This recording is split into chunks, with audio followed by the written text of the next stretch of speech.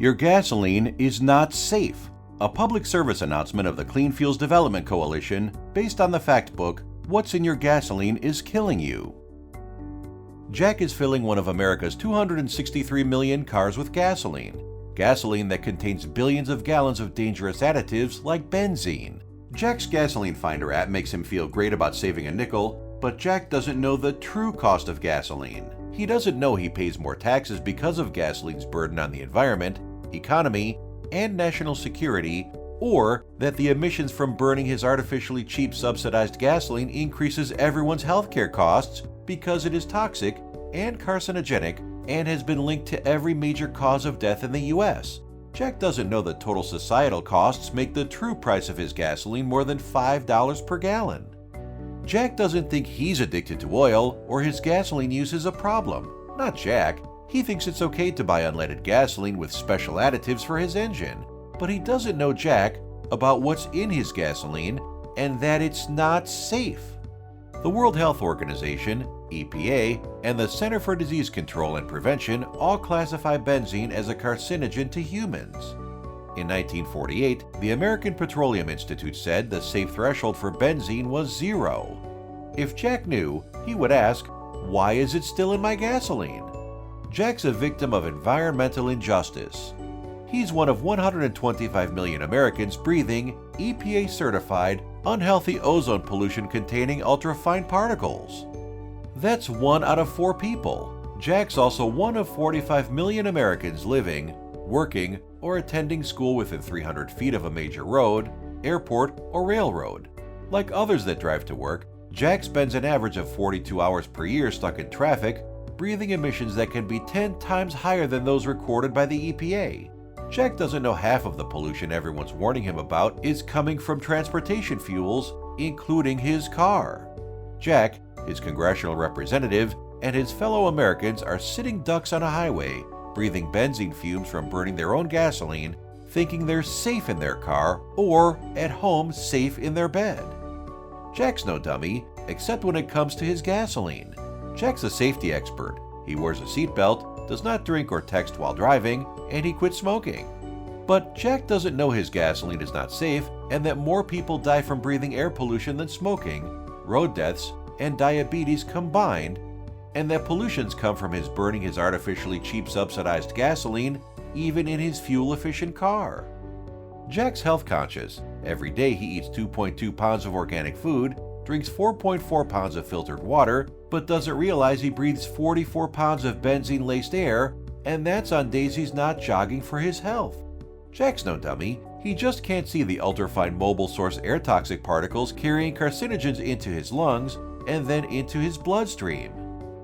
Jack still lives in the neighborhood he was born in. Like his mom and dad before him, Jack has been exposed to harmful emissions but could be the first generation to question what is in our gasoline.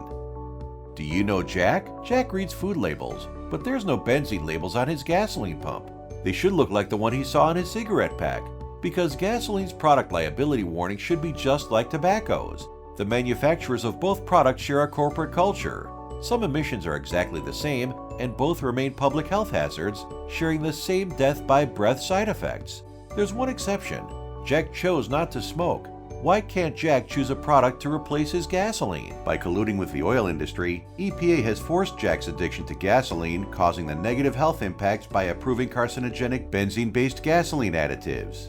Unnecessary additives that also should be required to meet truth in advertising, like fast food and prescription drugs. There should be a warning sign, a clear and present danger, a public health threat, but there's not. That explains how Jack came into this world a dummy when it comes to knowing what's in his gasoline is killing him through no fault of his own. Improper testing of vehicles and fuels, and conclusions reached without real-world emissions monitoring, such as was the case in the Volkswagen Dieselgate scandal, has created an illusion of safety, explaining why Jack and millions of citizens are dummies when it comes to gasoline. That is why we made this gasoline public service announcement.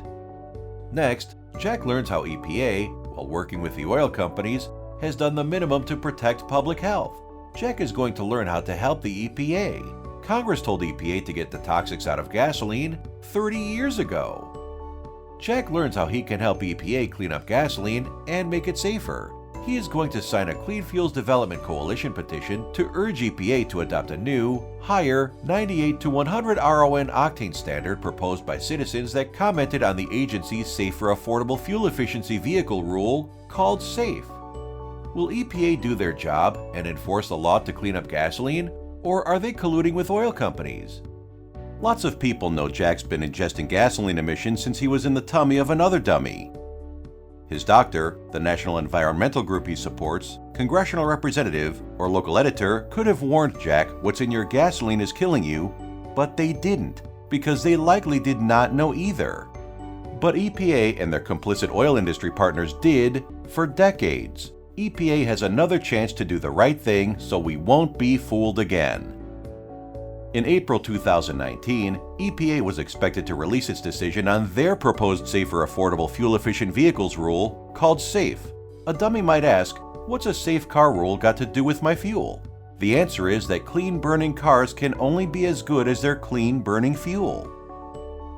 EPA's employees decide on the SAFE rule because of the authority vested in them by Jack's U.S. congressional representative, EPA's boss.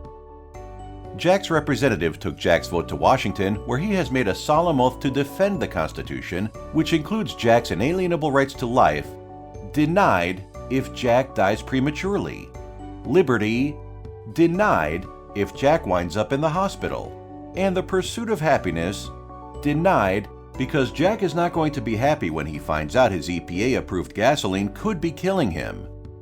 We hope Jack Googles what's in our gasoline is killing us and learns from one of the largest compilations of air pollution and gasoline health effects studies ever published. He will find the Clean Fuels Development Coalition's What's in Our Gasoline is Killing Us fact book, referencing over 1,000 studies that show how gasoline emissions, specifically those related to benzene, can be associated with 7 of the top 10 causes of death in the United States, like smoking and prescription drugs. Gasoline deserves a commercial complete with a familiar danger warning, because gasoline usage is harmful to your health. Jack, who commutes long hours and is a heavily dependent gasoline user living in an urban area, should check with his doctor about associated health risks from toxic air pollution. The side effects from breathing emissions from burning gasoline in his car, especially benzene, have been linked to cancer, including breast and lung, heart disease and heart attacks, Alzheimer's, and diabetes.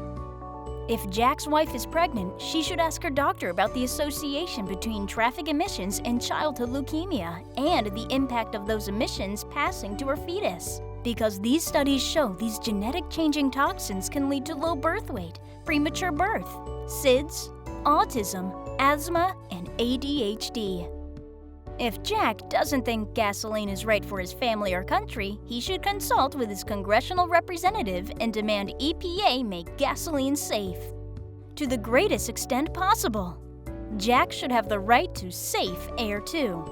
Jack's representative needs to force EPA to enforce the Section 202L of the Clean Air Act and lower benzene-laced emissions to reduce everyone's risk of morbidity. That's government doublespeak for getting sick and staying in the hospital. Jack should ask about the effect of gasoline emissions on his mortality. That's government doublespeak for death. Jack and his representatives should be gravely concerned because the Massachusetts Institute of Technology estimated that more than 50,000 Americans die prematurely each year from transportation fuels, and gasoline is proving to be the worst. Related death estimates associated with gasoline not included. MIT's morbidity and mortality estimates do not include lives lost from greenhouse gas-related hurricanes and floods, or the ultimate sacrifice veterans paid protecting the world's oil in the Middle East. And never forget to count the victims of 9/11 too. The end of Jack? No way. It's easy for Jack and you to be a victim, but it's easier for you and Jack to be a health advocate and a safe gasoline activist. In 100 years, gasoline makers never volunteered to make gasoline cleaner, they had to be told to do it. So join a growing number of organizations and educated consumers demanding EPA to do their job and enforce Section 202L of the Clean Air Act amendments of 1990. The act requires the EPA to fulfill the congressional intent when it directed the agency to control these hazardous air pollutants and develop standards that reflect the greatest degree of emissions reduction achievable. Please act now. We urge you to sign the EPA Make Gasoline Safe petition, ensuring we have safe cars, safe gasoline, and safe air. It's time to demand change at www.change.org/p/environmental-protection-agency-EPA-make-gasoline-safe. The life you save may be your own.